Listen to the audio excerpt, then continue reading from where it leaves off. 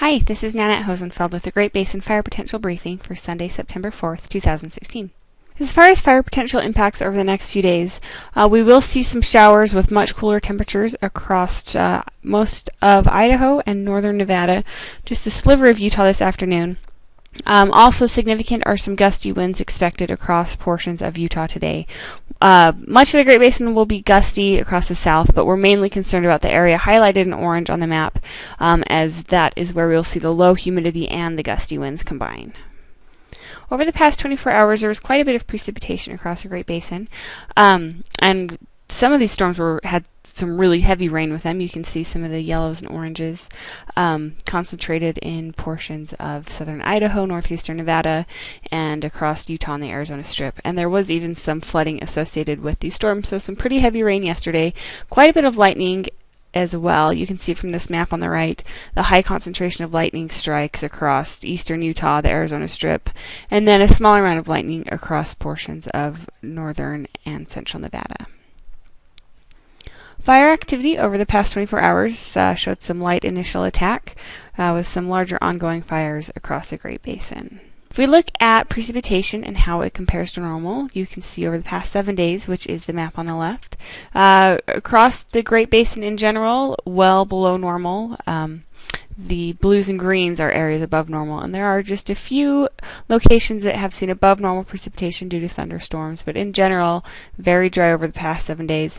And that continues if we look back 30 days. This map on the right shows precipitation, how it compares to normal over the past 30 days, and it's really just a small area across the southern part of the Great Basin that has seen above normal precipitation. Elsewhere, very, very dry compared to normal.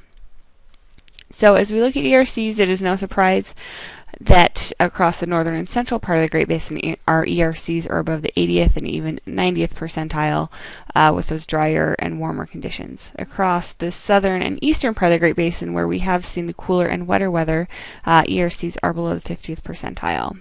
It's interesting to see how ERCs have changed over the past week. This map on the left shows where ERCs were last Monday. And you can see across the northern part of the Great Basin really high ERCs. Those purples are the 97th percentile and above.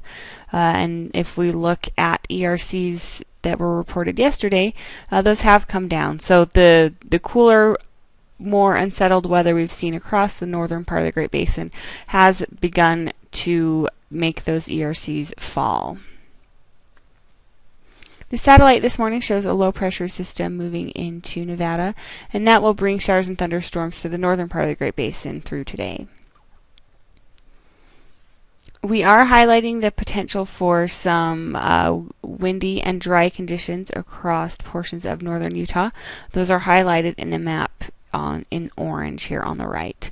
And you can see that low pressure system moving across the Great Basin today is responsible for those winds. If you look at those winds in a little more detail, you can really see how gusty they are. Our strongest winds will be across west central, southwestern Utah ahead of that cold front this afternoon. And so we are concerned with the low relative humidity and the gusty winds. We are also expecting some showers and thunderstorms this afternoon, and you can see the area highlighted in green on this map is where we will see those storms, though generally these storms will be wet. As we move into Monday, that low pressure system makes its way out of the area. Winds will be much lighter on Monday as that cold front will begin to weaken and dissipate. Relative humidities will remain elevated across the northern part of the Great Basin into Monday. On Tuesday, we see another disturbance move across the northern part of the Great Basin.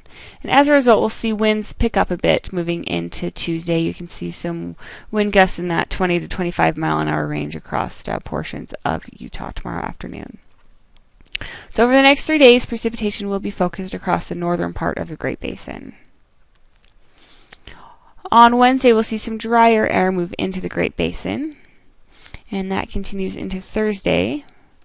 And by Friday and Saturday, we could start to see some warming as high pressure builds across the area.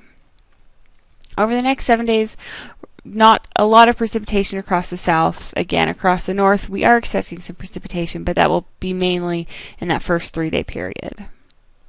Finally, looking at the 8 to 14-day period, the Climate Prediction Center is calling for above normal temperatures across the western part of the Great Basin with drier than normal conditions. So that's it. If you have any questions, please feel free to contact us. Our information is on the screen, and you can also find us on Twitter. Thanks.